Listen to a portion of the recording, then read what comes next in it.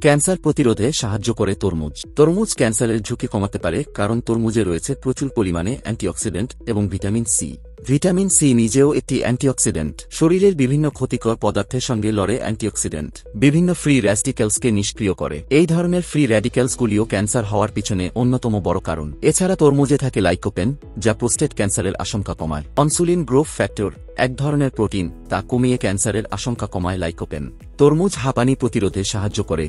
এই ফলে vitamin C সমৃদ্ধ হওয়ায় তরমুজ হাঁপানি প্রতিরোধে সাহায্য করে। কিডনির সমস্যা কমায়। তরমুজ পটাশিয়াম এবং ক্যালসিয়ামের একটি বড় উৎস, যা আপনার শরীর থেকে টক্সিন বের করে দিতে সাহায্য করে। পেশির ব্যথা কমায়। তরমুজে রয়েছে এলসিট্রুলাইন, যা পেশির ব্যথা দূর করতে সাহায্য করে, শারীরিক কর্মক্ষমতা বৃদ্ধি এবং পেশি নমনীয়তা উন্নীত করে। এই ফল হজমশক্তির উন্নতি ঘটায়। তরমুজ কোষ্ঠকাঠিন্যের অন্যতম সেরা ঘরোয়া প্রতিকার। যেহেতু তরমুজের মধ্যে ফাইবার এবং জল রয়েছে, এটি পরিপাকতন্ত্রের স্বাস্থ্যের উন্নতি করে। তরমুজ রক্তচাপ কমায়, কারণ এতে রয়েছে সিট্রুলিন, যা পেটে গিয়ে আর্জিনিনে রূপান্তরিত হয়। এর থেকে নাইট্রিক অক্সাইড উৎপাদন হয়, যা রক্তচাপ কমায়। তরমুজ হৃদযন্ত্রের জন্য ভালো।